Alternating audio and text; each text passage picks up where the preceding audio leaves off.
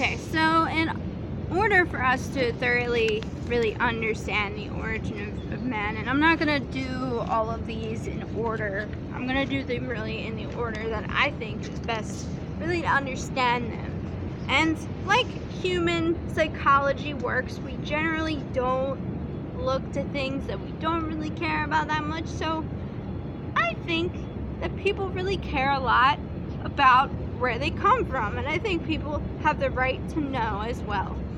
So we come from a very long line of mammals as Homo sapiens or as humans, but specifically what I want to talk about right now is this 65 million years ago when you saw the earliest primate, or the time that you saw the primates branch off into their own branch in history. And what's also important to remember is that the origin of man and the origin of species really in general is that, and the origin of life in general is that we really are not, we're working in branches. We're not working in that linear view of the man slowly walking upright. I've noticed that creationists will often use that as like to say, oh, we're descended from apes, when obviously that's not true, but that linear model can often serve as their justification of making that claim. But we really are part of a branch, and you saw this branching off when you saw the branching from primates and mammals. And this happened around 65 million years ago, which obviously is very significant in terms of time, because 66 million years ago you saw the mass extinction of non-avian dinosaurs. So technically dinosaurs still exist, but they're avian dinosaurs, they're birds. Avian just means birds. So non-avian dinosaurs became extinct. Birds and dinosaurs are incredibly closely related, which I may or may not get to when discussing these things. But mammals, they arose and existed simultaneously only for a small part of time, a small portion of time that the non-avian dinosaurs did, but they did not, a lot of them did not become extinct with that mass extinction.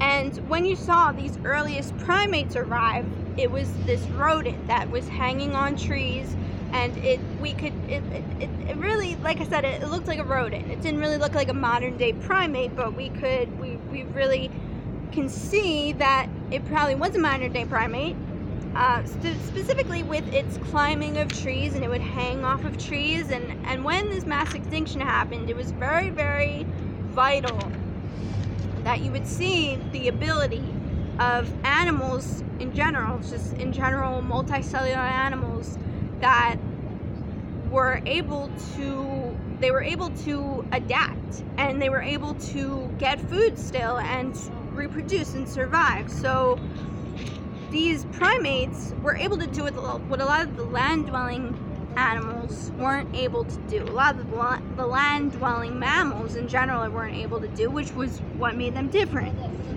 They could climb up in the trees. They didn't just have to rely on the food that was on the ground right in front of them. So just for the purpose of this lesson, we're just going to fast forward a little bit just to the separation of into these.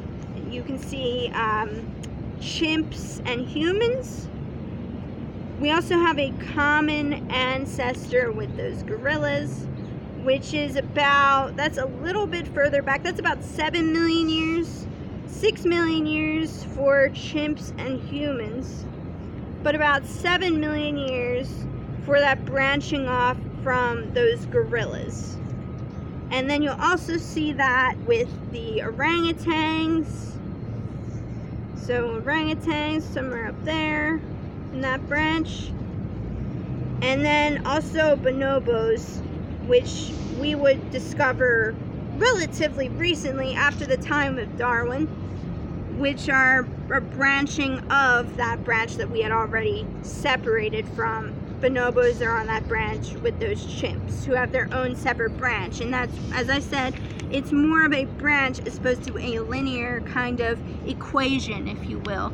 This creation of life on Earth, whether you're talking about unicellular or multicellular life.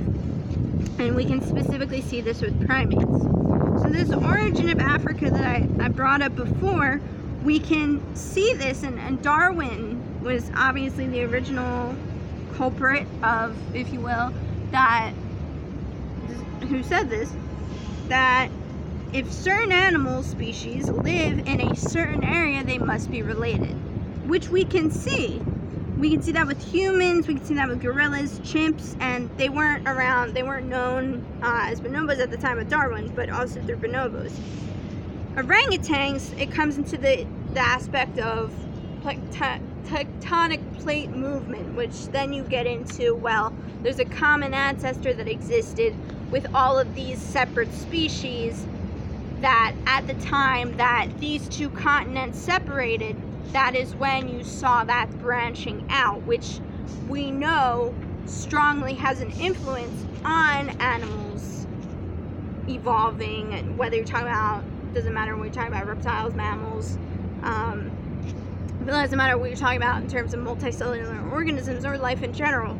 That plate tectonic movement certainly plays a part in those animals and the ways that they evolve.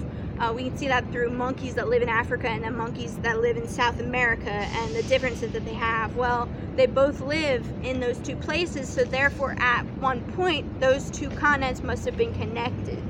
And we can see as well, you know, so even those orangutans, we probably at one point, we are obviously very related to them, but not so much as we are to chimps. But that separation between humans and chimps occurred around 6 million years ago.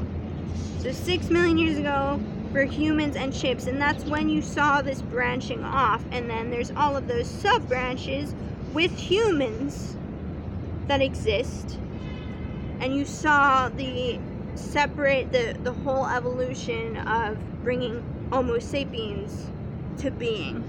And you would see like the genus of Australopithecus, which would eventually become extinct and not leave Africa, not migrate like the humans did. And we know through archaeology, and we can see migration patterns through the discovery of tools and the discovery of bones of a lot of these beings, a lot of these species, a lot of these genuses. And so we can theorize, okay, these animals must have went to this place at one point. Humans, we know, two species of Homo left Africa at one point, as we know. Homo erectus, which are archaic humans, left around 1 million years ago, and modern day humans, Homo sapiens, left around 100,000 years ago. 300,000, no, 100,000 years ago. And we can see this, as I said, through the evidence that we have.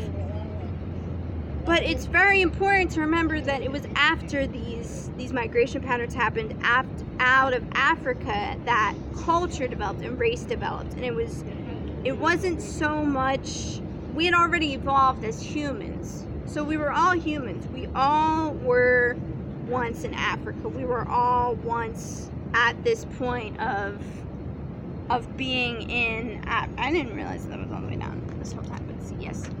So we all evolved to that point of being able to migrate out of there, and we all were at that point. But then afterwards is when you see that separation in race, and you see that separation. Those things would come about because of the climate that we would migrate to and where we would live.